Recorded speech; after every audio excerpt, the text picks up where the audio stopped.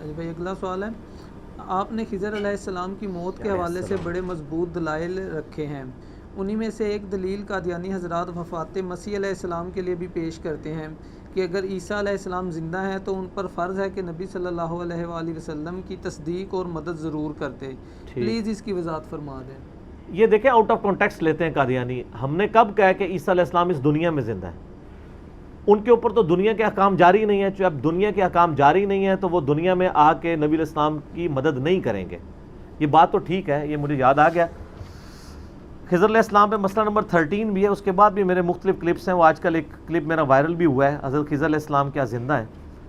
تو اسی کانٹیکسٹ میں یہ سوال آیا ہوگا یقیناً۔ یہ سورہ آل عمران میں ایک آیت ہے، میں وہ آپ کو پڑھ کے سناتا ہوں، اعوذ باللہ من الشیطان الرجیم، جو میں نے دلیل کے طور پہ پیش کی تھی۔ بسم اللہ الرحمن الرحیم، آیت نمبر ہے 81۔ وَإِذْ أَخَذَ اللَّهُ مِيثَاقَ النَّبِيِّينَ، اور یاد کرو وقت جب نبیوں سے اللہ نے عہد لیا تھا، لَمَا آتَيْتُكُم مِّن كِتَابٍ وَحِكْمَةٍ، کہ جب میں تمہیں کتاب و حکمت دوں گا، یعنی نبوت، ثُمَّ جَاءَكُمْ رَسُولٌ مُصَدِّقٌ لِمَا مَعَكُمْ، اور پھر تمہارے ہوتے ہوئے رسول اللہ صلی اللہ علیہ وسلم تم میں آ جائیں، یہ تعویل خاص کے اعتبار سے، تعویل عام میں کوئی اور پیغمبر آ جائیں، ایک پیغمبر دعوت و تبلیغ کر رہا ہے، اس کی زندگی میں دوسرا پیغمبر بھی آ جائے تو کیا کرنا ہے؟ لَتُؤْمِنُنَّ بِهِ، تو تم نے ضرور اس دوسرے پیغمبر پہ بھی ایمان لانا ہے، وَلَتَنْصُرُنَّ، اور ضرور اس دوسرے پیغمبر کی بھی مدد کرنی ہے، جیسا کہ حضرت یحییٰ علیہ السلام نے حضرت عیسیٰ علیہ السلام کی مدد بھی کی اور ان پہ ایمان بھی لے کے آئے، ایک وقت میں دونوں پیغمبر تھے۔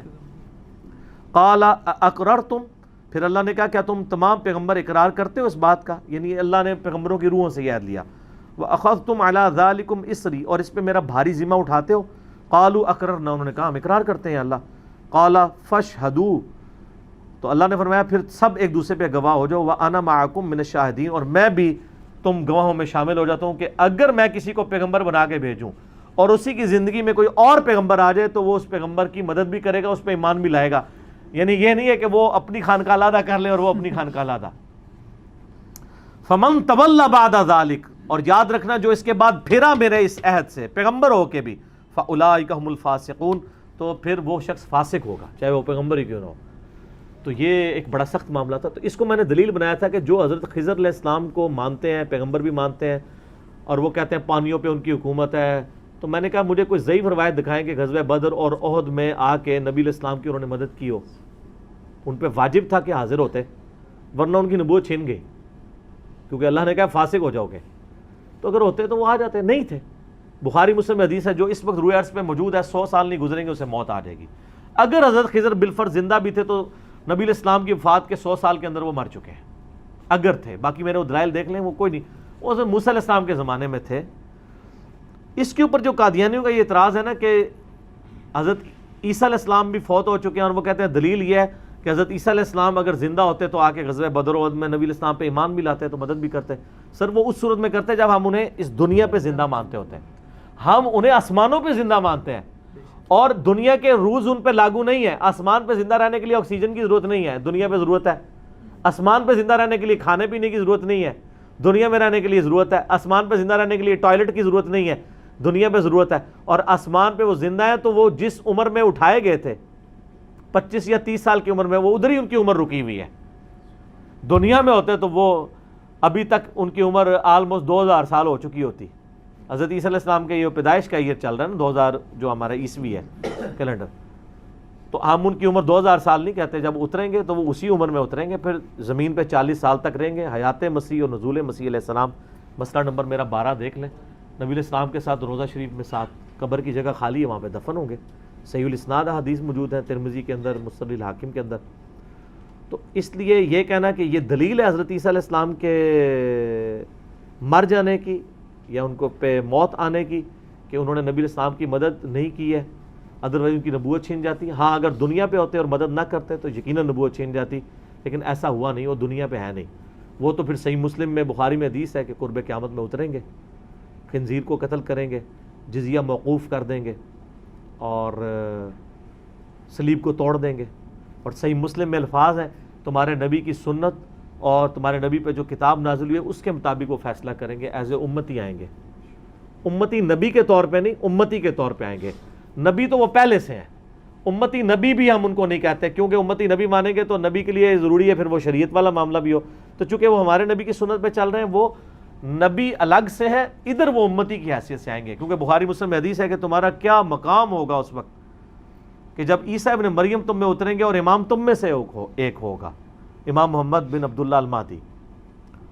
تو وہ ان کے پیچھے نماز پڑھیں گے، لیکن وہ ایک ہی نماز پڑھیں گے، اس کے بعد امام مہدی ان کے لیے مصلی چھوڑ دیں گے، پھر وہ مسلمانوں کی لیڈرشپ کریں گے، کیونکہ امام مہدی سے دجال قابو نہیں آئے گا۔ دجال کو قتل کرنے کے لیے بڑے لیول کی روحانی شخصیت چاہیے، تو جب دجال امام مہدی سے اوپر ہو جائے گا پھر اللہ تعالیٰ حضرت عیسیٰ کو بھیجے گا، وہ پھر دجال کو قتل کریں گے مقام لد کے اوپر۔ وہ میرا ڈیٹیل لیکچر آپ دیکھ سکتے ہیں، صحیح مسلم میں آپ دجال والے چیپٹر میں یہ ساری حدیثیں آپ کو مل جائیں گی ڈیٹیل کے ساتھ، مشکات کی آپ کو 30 جلد میں دجال والے چیپٹر میں ساری احادیث آرگنائز فارم میں مل جائیں گی۔ لہٰذا آپ پک اینڈ چوز نہ کیا کریں، جو دلیل میں نے رکھی ہے اسی دلیل کے اندر سرکمسٹانسز کے اندر جواب دیا کریں۔ یہ بات اٹھانا کہ جی وہ حضرت خضر کو تو آپ پانیوں پہ اور زمین پہ حکومت ان کی مان رہے تھے نا، تو حضرت عیسیٰ علیہ السلام کو تو ہم زمین میں مانتے ہی نہیں ہیں، اس لیے ان کے اوپر احکام جاری نہیں ہوں گے۔ البتہ اللہ نے یہ وعدہ جو سورہ آل عمران میں آیا تھا نا،